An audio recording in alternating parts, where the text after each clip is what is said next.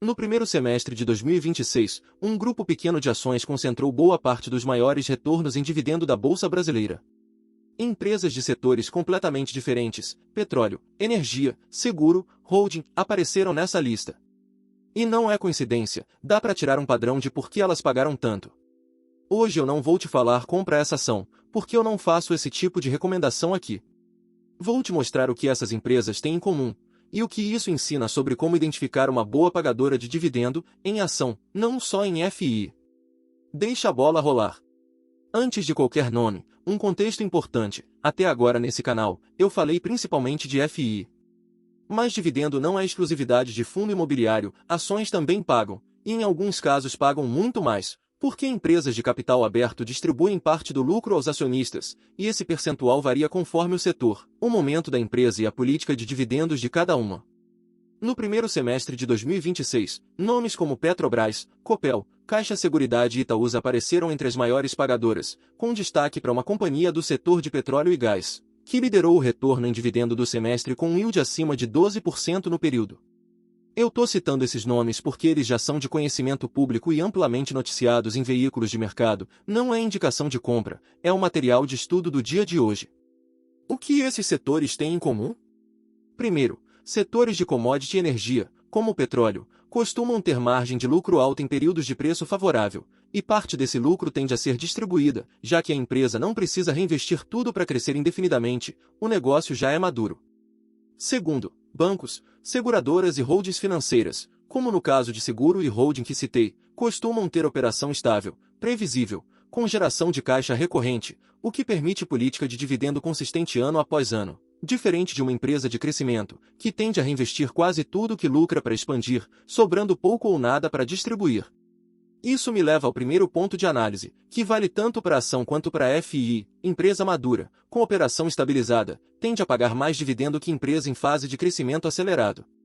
Não é sobre qual é melhor investimento no geral, é sobre entender o que cada tipo de empresa entrega. Se seu objetivo é renda passiva recorrente, empresa madura de setor consolidado tende a se encaixar melhor nesse propósito do que uma startup ou empresa de crescimento agressivo, que geralmente reinveste o lucro em vez de distribuir.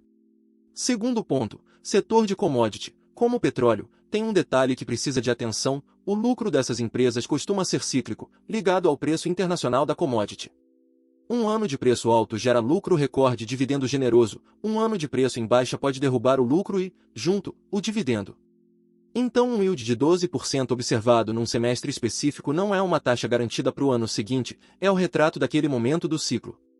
Isso é o mesmo alerta que eu já fiz em outro vídeo sobre dividend yield, número alto observado no passado não é promessa de futuro.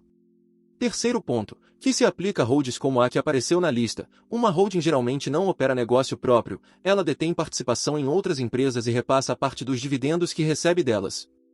Isso pode ser interessante porque diversifica a fonte de receita dentro de uma única ação, mas também significa que o resultado da holding depende do desempenho de várias empresas por trás dela, não de uma operação só.